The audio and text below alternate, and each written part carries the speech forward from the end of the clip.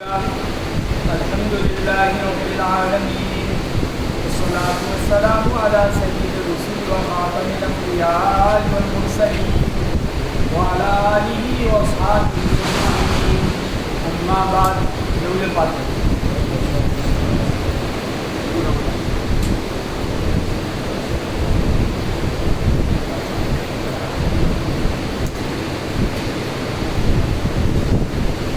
سامنے محترم وزیران قدر،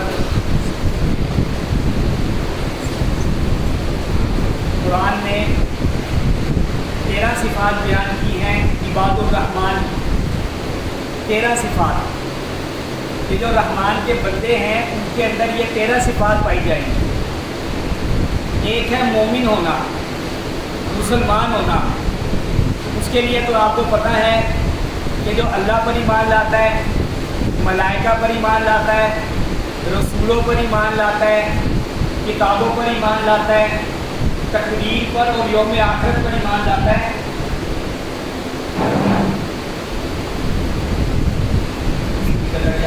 مسئلہ ہے مومنین کی 13 صفات ہیں. عباد الرحمن کی جو رحمان کے بندے ہیں ان کی 13 صفات ہیں. ویسے تو مسلمان وہ ہے جو ایمان مفصل ایمان نبوت کو مانتا ہے، یعنی اللہ کو مانے، ملائکہ کو، رسولوں پر، یوم آخرت کو، تقدیر پہ ایمان لائے اور مرنے کے بعد اٹھنا ہے اس کو مانے. وہ مسلمان ہے، وہ مومن ہے قانونی اعتبار سے. اب یہ ہے مومن، یہ مومن جو ان سب کو مان رہا ہے. اب ہے رحمان کے بندے، عباد الرحمن، جسے قرآن نے کہا ہے عباد الرحمن. رحمان کے بندے جو ہیں ان کی صفات کیا کیا ہیں؟ تو قرآن نے وہ 13 صفات بیان کی ہیں جو رحمان کے بندوں کے اندر پائی جاتی ہیں. پہلی صفت کیا ہے؟ وَعِبَادُ الرَّحْمَٰنِ الَّذِينَ يَمْشُونَ عَلَى الْأَرْضِ هَوْنًا. یہ جو زمین پر چلتے ہیں عاجزی کے ساتھ، آہستگی کے ساتھ. پہلی صفت قرآن نے جو بیان کی ہے رحمان کے بندوں کی، کیا کہ زمین پر چلتے ہیں عاجزی، انکساری کے ساتھ، تکبر اور بڑائی کے ساتھ نہیں چلتے، اکڑ کر نہیں چلتے، عاجزی کے ساتھ چلتے ہیں. بعض لوگ آپ نے دیکھا نا بڑی انا ہوتی ہے. ایک دفعہ ہمارے استاد صاحب فرمانے لگے کہ جب موبائل آیا نیا بالکل نیا موبائل آیا تھا تو اس کا سائز کافی بڑے سائز کا موبائل تھا. یہ تو کہتے ایک بڑا امیر آدمی تھا، وہ ہاتھ میں موبائل لے کے چل رہا تھا اور وہ اس انداز میں چل رہا تھا کہ میں نے سوچا کہ فرعون بھی ایسے چلتا ہوگا. تکبر، بڑائی کی. تو پہلی صفت قرآن نے جو بیان کی ہے عباد الرحمن کی، وہ کیا ہے؟ یمشون علی الارض ہونا، آہستگی کے ساتھ چلتے ہیں، عاجزی کے ساتھ چلتے ہیں. اس پر مجھے بہت بڑے لاہور کے اللہ والے اور بہت بڑے ولی ان کا ایک ملفوظ یاد آ گیا. اور پہلی تو قرآن کی آیت ہے نا، وہ تو سب نے پڑھی ہوئی ہے. یہ دوسرا ملفوظ ہے نا، یہ آپ نے سنا ہوا نہیں ہوگا، اس لیے آپ کو تحفے کے طور پہ دینے لگا ہوں. بہت بڑے اللہ والے تھے، لاہور کے انتقال ہو گیا اور ان کے ادارے کو، مدرسے کو بہت شہرت ملی، بڑی پوری دنیا میں اس کا نام ہوا ان کے مدرسے کا. تو انہوں نے اپنے بچوں کا ایک نصیحت کی ہوئی تھی، کیونکہ جو بڑے علماء ہوتے ہیں نا ان کی شہرت بھی زیادہ ہوتی ہے، ان کا شہرت لوگوں میں ان کا بڑا نام ہوتا ہے.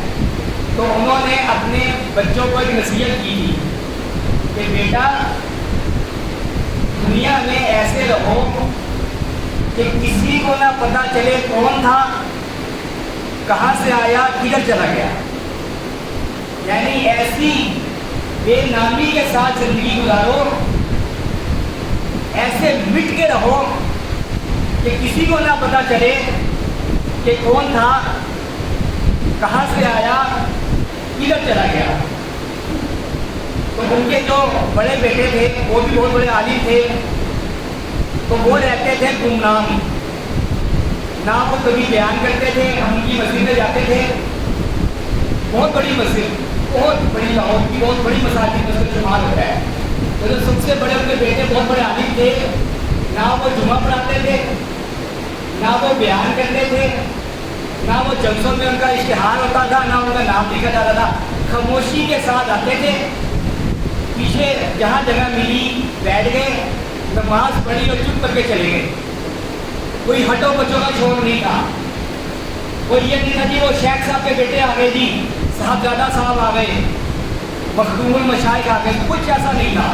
خاموشی سے آتے تھے، ایک کونے میں جہاں جگہ ملی نماز پڑھی اور چلے گئے. کسی کو یہ بھی نہیں پتا تھا کہ اتنے بڑے شیخ، اتنے بڑے پیر صاحب کے بیٹے ہیں. ایک دفعہ میں شاگردوں نے پوچھا، حضرت نہ آپ کبھی بیان کرتے ہیں، نہ جلسوں میں جاتے ہیں، نہ جمعہ پڑھاتے ہیں، نہ تقریر کرتے ہیں. اور کہا بیٹا میرے والد صاحب نے مجھے نصیحت کی تھی کہ گمنامی کی زندگی اختیار کرو، کہ کوئی تمہیں نہ جانے. اور کہنے لگے کہ اس سے مجھے روحانی فائدہ بہت ہوا ہے، روحانی فائدہ بہت ہوا ہے. کہ جب انسان مشہور ہو جاتا ہے نا، اس کی شہرت ہو جاتی ہے، تو یہ اپنے ساتھ بہت زیادہ فتنوں کو لے کر آتی ہے. جب لوگوں کی زبانوں میں نام آنا شروع ہو جائے تو یہ بذات خود ایک بہت بڑا فتنہ ہے. لہذا پہلی بات جو عباد الرحمان کی پہلی صفت ہے وہ کیا ہے؟ یمشون علی الارض ہونا، زمین پر چلتے ہیں عاجزی انکساری کے ساتھ. پتہ نہیں چلتا کون آ رہا ہے، کوئی لاؤ لشکر نہیں ہوتا، کوئی ہٹو بچوں کی صدا نہیں ہوتی، کوئی نعرے بازی نہیں ہوتی. پہلی صفت. دوسری صفت کیا ہے؟ وَإِذَا خَاطَبَهُمُ الْجَاهِلُونَ قَالُوا سَلَامًا. اور جب جاہل لوگ ان سے الجھتے ہیں نا، جاہل لوگ ان سے الجھنے کی کوشش کرتے ہیں تو وہ کہتے ہیں سلامہ، السلام علیکم. جاہلوں سے الجھتے نہیں ہیں، جاہلوں سے الجھتے نہیں ہیں. جو علم ہے نا یہ بہت بڑا سرمایہ ہے. پیسہ بھی وہ سرمایہ نہیں ہے. لوگ سمجھتے ہیں نا پیسہ سرمایہ ہے، پیسے سے بڑا سرمایہ علم کا سرمایہ ہے. اور علم کی صفت یہ ہے کہ یہ برداشت اور تحمل پیدا کرتا ہے، یہ جھگڑا نہیں پیدا کرتا. وَإِذَا خَاطَبَهُمُ الْجَاهِلُونَ قَالُوا سَلَامًا. جاہلوں سے جب الجھتے ہیں تو سلام کر کے گزر جاتے ہیں، جھگڑا نہیں کرتے. تحمل ہے، برداشت ہے. میں نے اپنے استاد گرامی کے اندر ایک چیز دیکھی تھی کہ وہ اگلے کی نفسیات کے مطابق بات کرتے تھے. کیونکہ قرآن نے بھی کہا ہے، ڈانٹ کے کہا ہے، هل يستوي الذين يعلمون والذين لا يعلمون. عالم جاہل برابر نہیں ہو سکتے. قرآن نے ڈانٹ کے کہا ہے. اب ایک بندے کے پاس اتنا آئی کیو ہے ہی نہیں، اتنا علم ہے نہیں، تو الجھنے کا کیا فائدہ؟ وہ ایک دفعہ جا رہے تھے ہمارے استاد صاحب بیان کر کے، ایک بندے نے روک لیا، کہنے لگا جی کہ شیعہ سنی میں کیا فرق ہے، شیعہ سنی میں کیا فرق ہے. اب ہو سکتا ہے وہ شرارت کرنا چاہ رہا ہوں کہ ہمارے یہاں یہ مسئلہ بہت اختلافی قسم کا مسئلہ ہے. مگر شیعہ سنی میں کیا فرق ہے؟ وہ جگہ بھی ذرا حساس تھی، یونیورسٹی میں ان کا بیان تھا، اور اگر سین و شین کا کیا جواب دیا؟ سین اور شین کا، کہ سنی میں سین ہے، شیعہ میں شین ہے. کہتے سین اور شین کا فرق ہے. وہی کیا کہ آگے چل رہے وَإِذَا خَاطَبَهُمُ الْجَاهِلُونَ قَالُوا سَلَامًا. دوسری صفت یہ ہے کہ جب جاہلوں سے ملتے ہیں تو سلام کہہ کے گزر جاتے ہیں. عباد الرحمان کی بہت سی بات ہو گئی. تیسری صفت وَالَّذِينَ يَبِيتُونَ لِرَبِّهِمْ سُجَّدًا وَقِيَامًا. اور رات گزارتے ہیں اپنے رب کے آگے سجدے کر کے اور قیام کر کے. عباد الرحمان کی تیسری صفت یہ ہے کہ رات گزارتے ہیں اپنے رب کے آگے سجدے کر کے اور قیام کر کے. اور یہ چیز تو بڑے بڑے شیوخ میں بھی ختم ہو گئی. بڑے بڑے نیک لوگوں میں، بزرگوں میں یہ چیز رات کو عبادات کرنا ختم ہو گیا. اور شیطان نے جی کو بڑی خوبصورت بات میں ڈال دی ہے نا کہ جی خدمت خلق کرنا بھی عبادت ہے، بچوں کا روزگار کمانا بھی عبادت ہے، بچوں کا پیٹ پالنا ہے یہ بھی عبادت ہے. لہذا رات کی شب باشی اب گئی. عطار ہو، رومی ہو، غزالی ہو کے راضی، کچھ ہاتھ نہیں آتا بے آہے سحر گاہی. مگر اقبال نے کہا کہ جب تک یہ رات کو اٹھ کے نالا اور رونا دھونا اللہ کے آگے نہیں ہوگا نا، کچھ بھی ہاتھ نہیں آئے گا۔ تو تیسری صفت کیا ہے؟ والذین یبیتون لربہم، اپنے رب کے آگے رات کو سجدے کرتے ہیں، قیام کرتے ہیں۔ ہمارے دوست تھے وہ عملیات عامل تھے، تو میں نے کہا یار مجھے بھی کچھ لائن دے دو عملیات کی، یہ اس وقت ہماری لائن میں سے اچھا روزگار کوئی بھی نہیں ہے۔ میں کہا یار مجھے بھی عملیات سکھا دو، تو کہتے یار یہ اتنی 1000 دفعہ پڑھنا ہے، پہلے یہ پڑھ کے آؤ۔ میں کہا اتنی 1000 دفعہ ایک دن میں پڑھیں یا بچوں کی روزی روٹی کمائیں، اب کیا کریں؟ ان میں تو زیادہ اپنے مشاغل ہیں۔ تو اس نے کہا راتوں کو جاگ کے پڑھو۔ حضرت علی کرم اللہ وجہ کا مقولہ ہے کہ جن کو بلند مقام چاہیے وہ راتوں کو جاگتے ہیں۔ من طلب العلا سحر اللیالی، جو بلندی کے طلبگار ہیں وہ راتوں کو جاگتے ہیں۔ تو میں نے کہا انشاءاللہ میں کچھ نہ کچھ کو مقام بنانا ہے نا، تو میں کہا انشاءاللہ میں یہ وظائف کروں گا۔ تو پہلی بات، تیسری بات یہ ہے کہ راتوں کو اپنے رب کے سامنے جاگتے ہیں، قیام کرتے ہیں، مگر بیوی بچوں کی روزی بھی تو کمانی ہے نا۔ اب راتوں کو جاگیں گے تو وہ صبح کیسے کمائیں گے؟ تو یاد رکھیں بیوی بچوں کی 3 چیزیں فرض ہیں آپ کے اوپر، صرف 3 چیزیں۔ کیا؟ ایک چھت دینی ہے، 2 وقت کی روٹی دینی ہے، چلے 3 وقت کر لیں، ایسے 2 وقت کی روٹی ہے، 3 وقت کی روٹی دینی ہے، 1 چھت دینی ہے، 2 جوڑے کپڑوں کے دینے ہیں۔ یہ لوگ کہتے ہیں نا بیوی بچوں کے لیے روزگار کمانا ہے، آپ کے ذمہ صرف یہ فرض ہے۔ مہنگی گاڑیاں یا مہنگی تعلیم وہ کہ معاشرے میں رہنا ہے، مگر وہ اس درجے فرض نہیں ہے کہ آپ اللہ کے احکامات کو چھوڑنا شروع کر دیں۔ تو عباد الرحمان کی 3 صفات کیا؟ زمین پر چلتے ہیں آہستگی عاجزی کے ساتھ، اور جب جاہل لوگ الجھتے ہیں تو ان کو سلام دے کے گزر جاتے ہیں، اور رات کو اپنے رب کے حضور کھڑے ہوتے ہیں، سجدے کرتے ہیں، قیام کرتے ہیں، اور کیا دعا کرتے ہیں؟ ربنا اصرف عنا عذاب جہنم، یا اللہ ہم سے جہنم کا عذاب ٹال دے۔ جب وہ عباد الرحمان رات کو جاگتے ہیں نا تو کیا دعا کرتے ہیں؟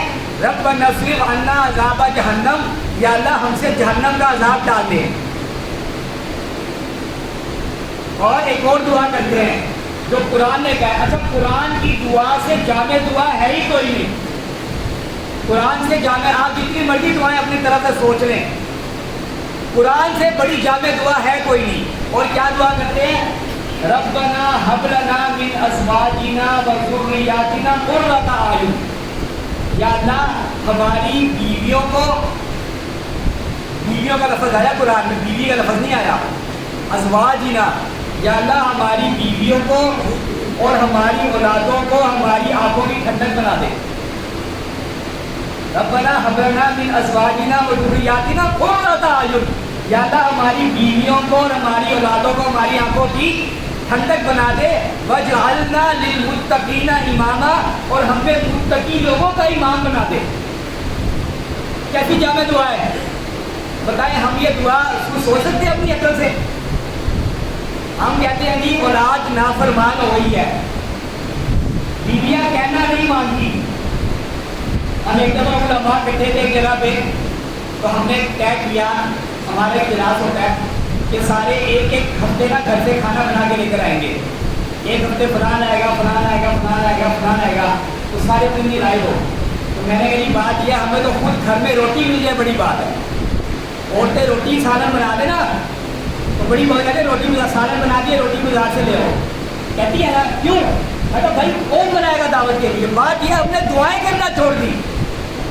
اصل میں کنجوس ہم ہیں۔ کہتے ہیں کنجوس پتہ ہے کون ہے؟ روایت میں کنجوس وہ ہے جو درود سے درود پاک نہ پڑے۔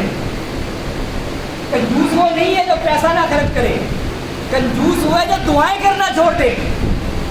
آج ہم نے اللہ سے لینا چھوڑ دیا۔ مجھے بتائیں اس مجمع میں کسی کو پرومیننٹ تو نہیں کرنا چاہتا، مگر کتنے لوگ ہیں ہم میں سے جو یہ دعا کرتے ہیں کہ یا اللہ ہماری بیویوں کو اور ہماری اولادوں کو ہماری آنکھوں کی ٹھنڈک بنا دے۔ میرا خیال ہے 10% بھی نہیں کرتے ہوں گے، اسی لیے پھر ہم پریشان ہیں اولاد کے حوالے سے۔ عورتیں نماز نہیں پڑھتی، وہ روٹی وقت پہ نہیں ملتی. کیا ہے کہ ہم نے اللہ سے مانگنا چھوڑ دیا ہے. انبیاء کی آپ پڑھیں نا, حضرت موسیٰ علیہ السلام کا ایک سفر ہے مدین کا, قرآن نے ذکر کیا ہے. آپ قرآن کا مطالعہ کریں, قدم قدم پہ دعا مانگتے ہیں. فلاں موقع جگہ دعا مانگی, فلاں مقام جگہ دعا مانگی, ادھر دعا مانگی, ادھر دعا مانگی. ہم لوگوں نے دعائیں مانگنا چھوڑ دی ہیں. اب کتنی خوبصورت دعا ہے. یعنی اگر دنیا کے سارے دانشور مل جاتے ہیں نا, تو میرا خیال ہے یہ دعا ان کے ذہن میں بھی نہ آتی. کیا دعا؟ یا اللہ ہماری بیویوں کو اور ہماری اولادوں کو ہماری آنکھوں کی ٹھنڈک بنا دے. یعنی ہم ان کو دیکھیں تو ہماری آنکھیں ٹھنڈی ہو جائیں. وَجَعَلْنَا لِلْمُتَّقِينَ إِمَامًا, اور ہمیں متقین پرہیزگاروں کا امام بنا دے. ٹھیک ہو گیا؟ اچھا مطلب ہو گیا. تو 13 صفات ہے عباد الرحمن کی. آج میں نے کون کون سی بیان کی ہے اس کو دوبارہ دہرا لیتے ہیں. الذین یمشون علی الارض ہونا, جب وہ زمین پہ چلتے ہیں تو عاجزی انکساری سے چلتے ہیں, ہٹو بچوں کا شور نہیں ہوتا. دوسری وَإِذَا خَاطَبَهُمُ الْجَاهِلُونَ قَالُوا سَلَامًا, جاہلوں سے الجھتے نہیں ہیں. کوئی بحث میں پڑ جائے کہتے اچھا بھائی السلام علیکم. تیسری صفت کیا ہے؟ وَالَّذِينَ يَبِيتُونَ لِرَبِّهِمْ سُجَّدًا وَقِيَامًا, رات ان کی گزرتی ہے اپنے رب کے آگے سجدے کر کے اور قیام کر کے. اور کیا دعائیں کرتے ہیں؟ 2 دعائیں کرتے ہیں اس میں.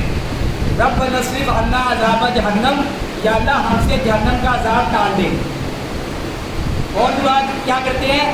ہماری بیویوں کو اور ہماری اولادوں کو ہماری آنکھوں کی ٹھنڈک بنا دے. وَجَعَلْنَا لِلْمُتَّقِينَ إِمَامًا, اور ہمیں متقی لوگوں کا امام بنا دے. 4 چیزیں ہو گئی. باقی انشاءاللہ اگلے دن میں اللہ تعالیٰ نے